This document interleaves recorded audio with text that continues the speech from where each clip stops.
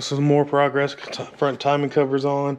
We got some of the idlers on, but I quit kind of putting some of the stuff on the front because we're going through the Whipple instruction manual now, figuring out what even needs to be on there. So there's no point putting some of the stuff on there. Like I threw this idler on there and that one calls to be removed. But guys, we were almost at the step to put the Whipple on. I gotta get this car in the air. I got 4 bolts to put on the bottom of the oil pan. I got 1 sensor to find out where it plugs up to. All right, guys, so the bottom of the car is officially finished up.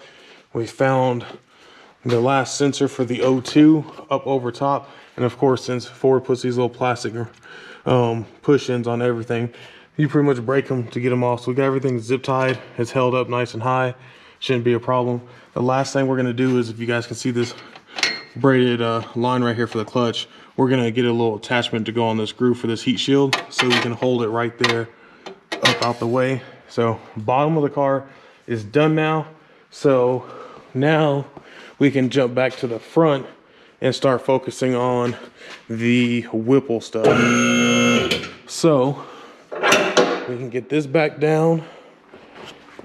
Oh, and my dad does want to do the drop test for you guys with the stock oil pump gears and crank sprocket, so that should be coming up shortly. But we can lower this back down.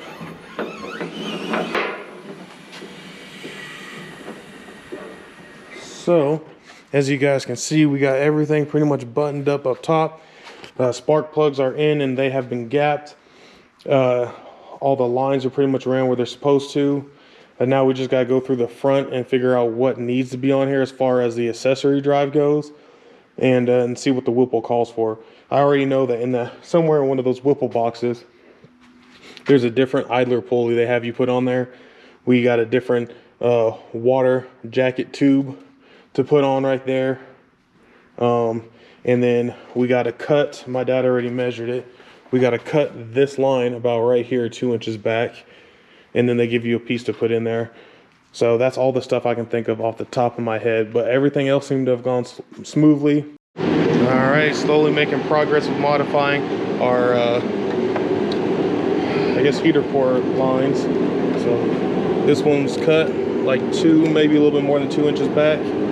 We've got the new sheathing on there, so this is gonna pop in right there, but it's still a little warm.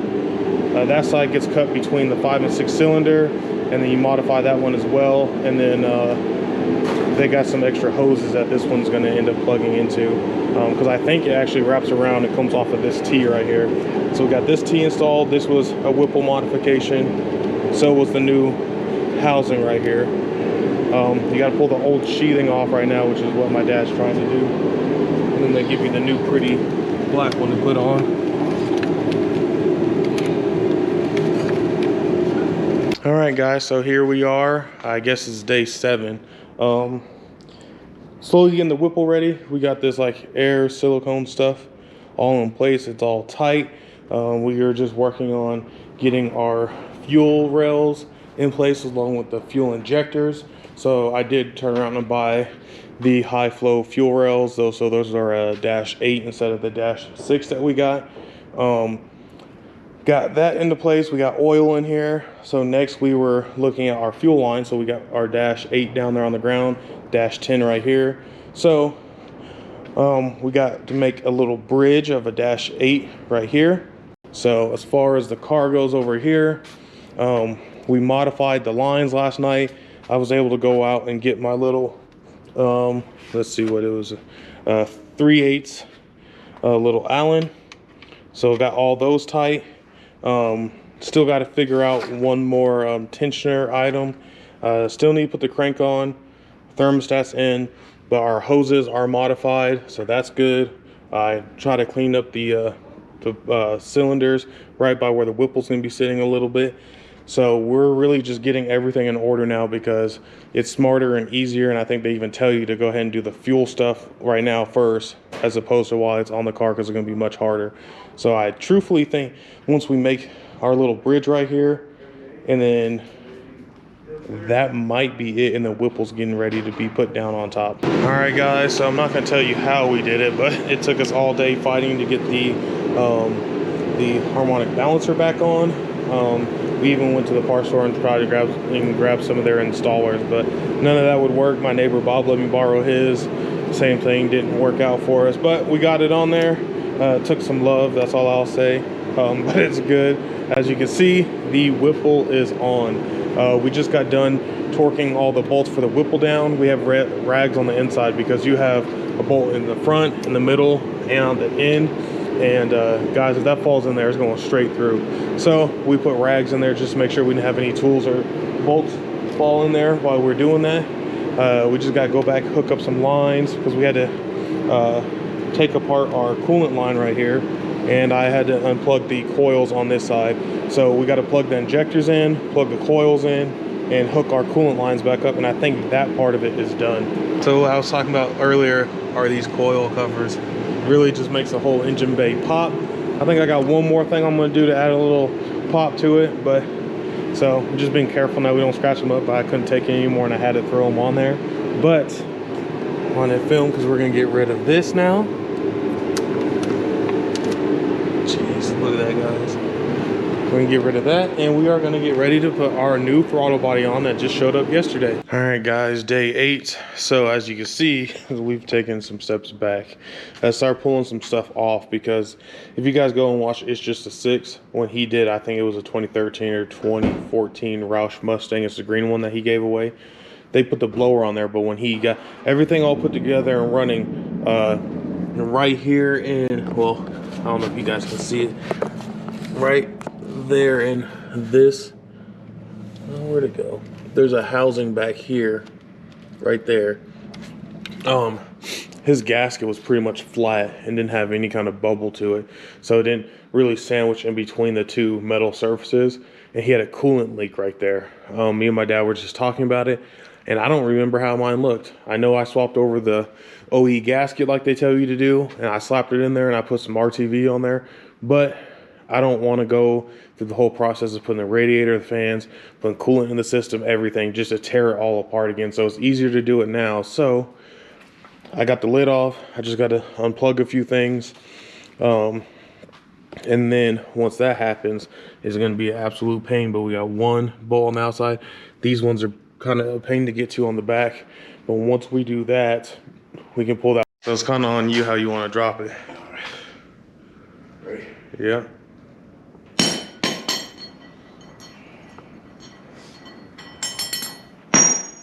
I don't think that middle one ever breaks, but this one, no. Oh wait, it did. Look, already. It got a crack in it. It got a crack in it just from that. And you're not even 6 feet tall, so that's not that high. Wow. Oh. So guys, as you can see, we got this housing off. It goes right here. It's not the one for the thermostat. It's right underneath the blower. You gotta take it all off to do it. But you guys can see how flat that gasket is. So I'm gonna take this with me to the parts store, get a new one. But yeah, so guys, It's Just a 6, a green Roush he did, same exact problem. His coolant ended up running all the way back to the back side of the head where they thought it was a head gasket. But this is a little $7 gasket. So there you go, from the side, you can't even see it.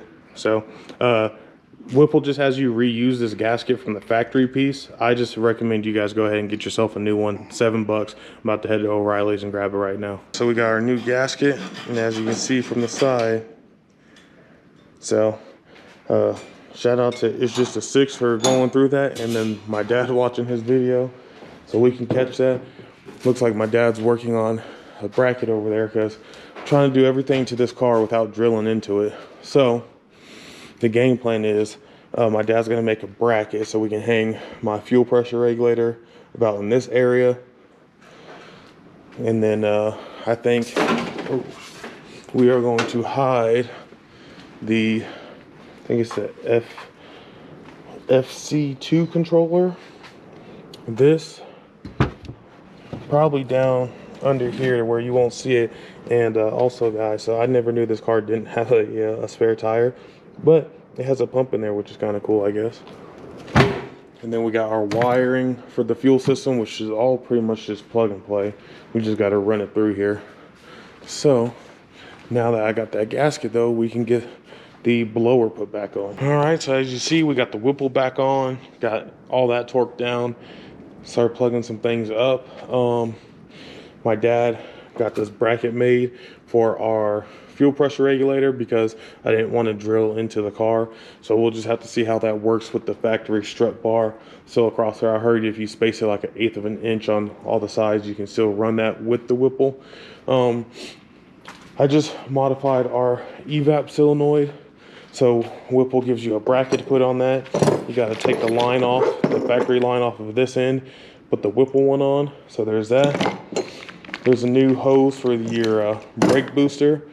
So you do have to go out to the stock line and retain your little grommet right there. And then that will run up this way. The evap and the brake booster both hook to these silver ends on the Whipple. So next is, since all that's done, I was able to come down here too. And if you guys see right here, that is the factory fuel line that is disconnected.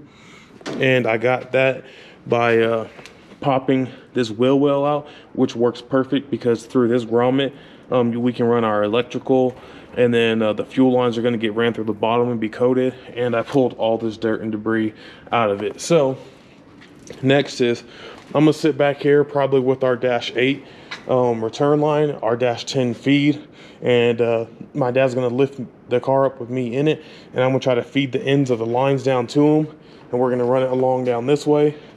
So that way now we know how much we need on the return side for our fuel pressure regulator, because that's gonna go down into the bottom. We'll have a small bridge also, and maybe I can flip this to the other side for a cleaner look. But then we'll have a little bridge from this end right here over to one of the sides of our fuel pressure regulators. It'll come out the return, run down to the tank, and then the -10 will also feed down the same side, but it will have to go across the back of the supercharger, which as you can see is going to be a tight fit, and then come to this fuel rail right here. So once that happens and we get those ran, this can be connected. I got a new battery today because when we took my old one out, the side was all bulged out for whatever reason. So that's just what was in the car. So I went with what was in the car. But yeah, so we can knock the fuel lines out. This part's done. Maybe we can start mocking up our heat exchanger with all that hardware, but I bought paint because I'm gonna spray that black, because the whole idea is to have this car really not be obvious that it's supercharged. So we're gonna paint that black, and this whole little secret operation that we're doing right now is because the first race for us here in Colorado at the track is April 27th, and today is the 6th. So I forgot to wrap up a video last night, and then obviously it's the next day, so day 9. Yeah, so everything is pretty much put together. So the carbon fiber coil covers, we got our reservoir for the coolant for the blower mounted. I think I mentioned my dad made that little bracket for innovation, because this whole thing I was trying to do, which kind of made things harder, was I kind of pretty much refused to drill into the car or make any holes. So if I ever got rid of the car, I have all the factory parts, everything can be returned to stock if whoever bought it wanted to, which I don't know why you would. But so that needs to be tightened up, but we left that loose for now because I might still try to fit my factory strut bar over the Whipple. Had to go back and find my mass air sensor that was still in the factory one. We started running our lines, which are all over here, which I got to clean up a little bit, for our pump here. So that wire is already hanging right here, and it is just plug and play. So pretty much the car is 95-ish% done. Just have to run the heat exchanger, the hoses up front for the heat exchanger. Then we have our radiator over there, which today's Sunday. The new belt and pulley should get here tomorrow. So once the belt and pulley goes on, we will do the crank support. We'll drop the radiator in. We'll have our heat exchanger all plumbed up, and then we can just mount our, I believe the pump and the little tank goes on this side. So Jalen just gave me a hand This wire you guys see sticking out over here is the power for the fuel pumps. We were able to guide that through there. So if you guys have an S197 Mustang, if you guys pop this liner out, I should have zip ties and stuff to pop, and I might put some rubber between those fuel lines. But this grommet right here has a little like nipple on it. So I need to push that back in there too. But there's a nipple on the side. If you just cut the tip of it off, you can fit your wire through there for your fuel pump or fuel pumps. I got the front of the inside put back together with our new MGW shifter in there. I did have to pop the side skirt off to run our power wire there. I left the back seats out for now and that little rubber cap open down there, just so once we prime the car, we can see if we got any fuel leaking from the inside. And then with the back, like I mentioned, this car didn't have a spare tire in there. What we got was a pump instead. So I'll probably move that into a bag. And then, so this might need to be tightened up, but my dad just made a little bracket so we didn't have to drill into the car, and we just attached it to where you would attach your spare tire. So that's in there pretty good. Got a good ground here from a pre-existing ground. So I just need to zip tie that stuff, make it pretty, and then put the little carpet and the plastic back in here, and the back of this car is done. Like I said, you just got to zip tie and make it pretty. But guys, that is almost it. We just have the heat exchanger left, and the only thing I need to do with that is paint it. So I might take that over to my house and spray it in my garage, find a way to hang it up and paint it over there. So actually, I probably will do that. So that's going to end off for today.